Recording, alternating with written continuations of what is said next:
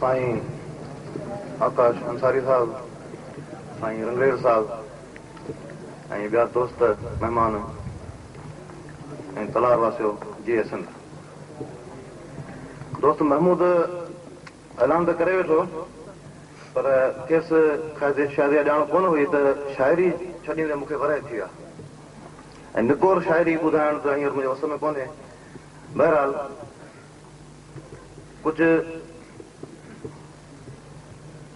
Macaulay जा कुझु ॿ लफ़्ज़ लिखी आयो, मुंहिंजे ख़्याल में तव्हां उहो ई पढ़ा।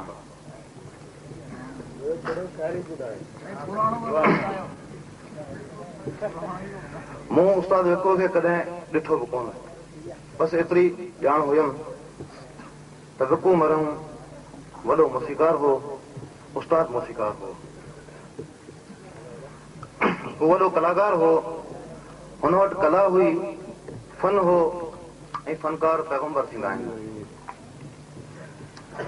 फनकार पैगम्बर थींदा आहिनि, हुन वटि ज़िंदगीअ लाइ जापे लाइ इंसान जी आज़ादीअ जा सनिया हूंदा आहिनि।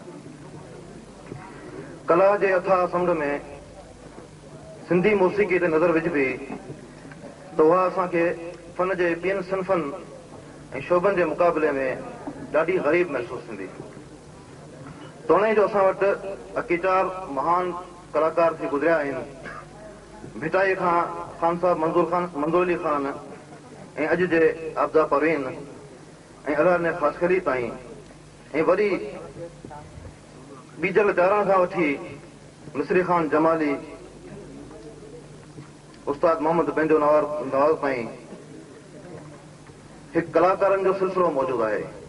पर सिंधी मौसीक़ी खे जॾहिं आलमी मयार ते परखिबो त उहा असांखे तमामु नंढी नज़र ईंदी। इन जो वॾे में वॾो सबबु इहो आहे जो असां वटि न फन सां उत्साह पैदा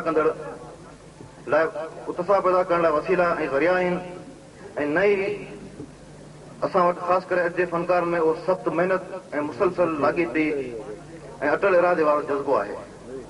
असां वटि फौज़िया सुमरो, अनवर बिस्तरो ऐं शाज़िया ख़ुश्क आहिनि, आवाज़ जी क्वालिटी बि सुठी अथनि, पर फन खे बाज़ार जी मिठाई बणाए छॾियो अथनि। वरी बि कुझु अहिड़ा फनकार आहिनि जिन वटि दात बि आहे, दांव बि आहे ऐं गले मां निकिरंदड़ सुरनि खे इल्हामी सनीहो बि आहे। पर उहे अमल फनकार हिकु तरफ़ त सुठनि कंपोज़र्स जे खोट जो बख बणिजी वञनि था ऐं बख बणिजी रहिया आहिनि, ॿिए तरफ़ उन्हनि में उन महिनत ऐं जानमारी वारो जज़्बो न आहे जेको खेनि फन जे बलिन ते वठी वञण जी ज़मानत आहे।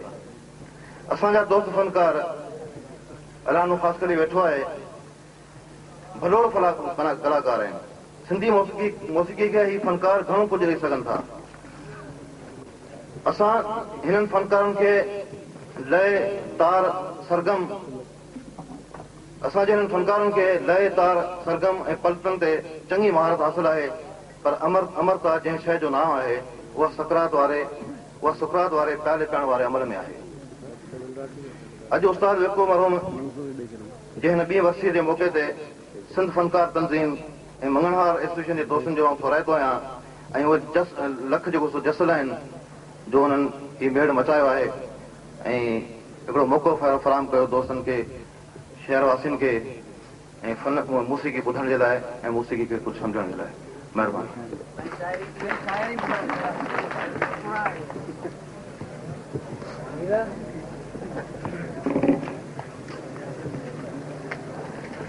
हिकिड़ो गीत आहे